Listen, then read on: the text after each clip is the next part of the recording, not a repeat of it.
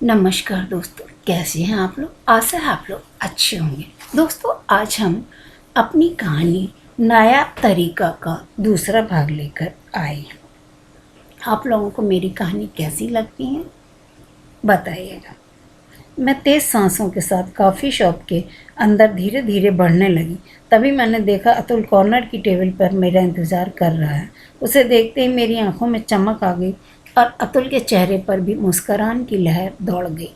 Table के करीब पहुंचते ही अतुल ने मुझे बैठने का इशारा किया और मैं अतुल के सामने वाली चेयर पर बैठ गई।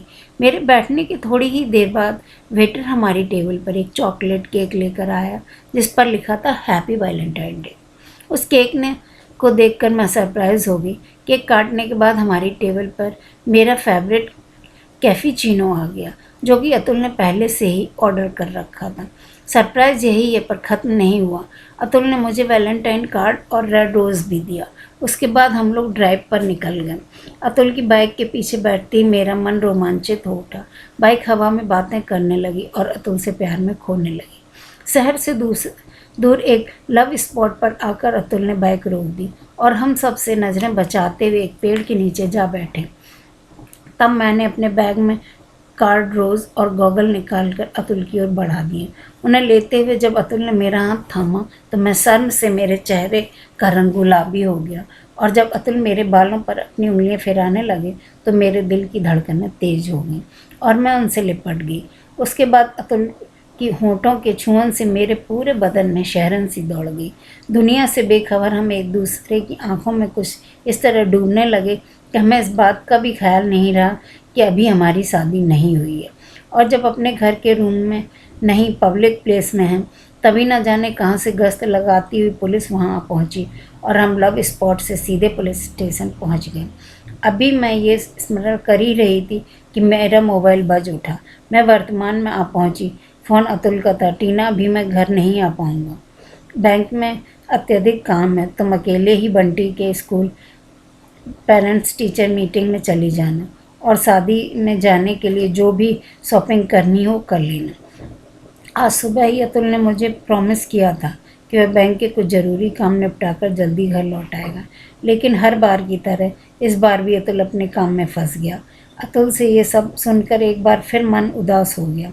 शादी के बाद न जाने अतुल के अंदर कौन सा रोमांस कहाँ गुम हो गया और मैं घर गृहस्थी में कुछ ऐसी उलझी रही कि अतुल के लिए मैंने कभी भी मेरे पास समय नहीं होता था।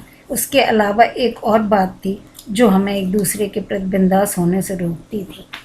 जब कभी भी हमें रोमांटिक होने की सोचते थे तो कोशिश करते हमें मेरे पापा की घूरती निगाहें नज़र आने लगती। जब तक मैं और अतुल पापा की उन नज़रों को नहीं भुला पाए तो हमने पुलिस स्टेशन में देखी थी और इस वजह से आज भी रोमांस के नाम पर हमारे हाथ पांव फूल जाते हैं। जब भी हम किसी भी कपल्स को रोमांस करते देखती है दुनिया से परे एक दूसरे में खोए देखती तो मन में एक टीस सी उठती और ऐसा लगता कि इस दुनिया की बनाए रस्म और रिवाज, लज्जा स्त्री का गहना, परिवार की इज्जत, कुल की मर्यादा जैसे बड़े बड़े शब्द से जो पाँव में बेड़ियां बन जकड़े हुए थे, उन सब को तोड़कर सब कुछ भूलकर मैं अपने अतुल की बाहों में समा जाऊं। पर ऐसा कर पाना संभव नहीं होता। मैं सोचने लगी शादी के 5 साल बीत गए हैं लेकिन कभी मैं और अतुल डेट पर नहीं गए जैसा शादी से पहले हम रोज़ वैलेंटाइन डे पर गए थे। वहीं हमारी पहली और आखिरी डेट थी क्योंकि उस दिन पुलिस स्टेशन से घर लौटने के बाद घर पर तो किसी ने कुछ नहीं कहा, लेकिन उस दिन के बाद मैंने कभी ना तो अतुल को फ़ोन किया और ना ही कभी अतुल ने मुझे फ़ोन किया। मिलने की कोशिश की और फिर मेरे पीजी के एग्ज़ाम समाप्त हो गए कि हमारी शादी हो गई। उसके बाद फिर कभी हम डेट पर जाने की हिम्मत ही नहीं जुटा पाए। जब कभी डेट के बारे में सोचते और पुलिस स्टेशन और परिवार वालों की तीखी तिरछी नज़रें स्मरण हो आती और सारा रोमांस कफूर हो जाता है। यहाँ तक कि कई बार तो हम ऐसे व्यवहार करने लगते जैसे प्यार करना या रोमांस करना कोई गुनाह है। हम चाहकर भी अपने बेडरूम में भी एक दूसरे के आगोश में आने से डरते, तो लगता जैसे किसी की नज़रें हम पर गड़ी हुई हैं। शादी के बाद कुछ समय बदल गया। 23 साल की उम्र में मेरी शादी अतुल से हो गई। मांग में सिंदूर, माथे पर बिंदी और हाथों में चूड़ियाँ पहनते ही मैं 23 साल की आंटी बन गई। 2-4 साल छोटे लड़के लड़कियां ही मुझे आंटी बुलाने लगे। पहले तो बहुत बुरा लगता था, लेकिन फिर धीरे धीरे आंटी सुनने की आदत पड़ गई। फिर जब मैंने अपने बेटे को जन्म दिया और माँ बनी तो मुझे आंटी सुनना अच्छा लगने लगा। इन्हीं सब बातों को सोचते सोचते अचानक मुझे याद आया कि मुझे पेरेंट्स टीचर मीटिंग में जाना है, और रिश्तेदारों में जो शादी है उसके लिए भी तो अभी कुछ शॉपिंग करनी है। बाकी घर के सभी लोग पहले ही शादी में जा चुके हैं। मेरा 4 साल का बेटा भी घर वालों के साथ ही चला गया था।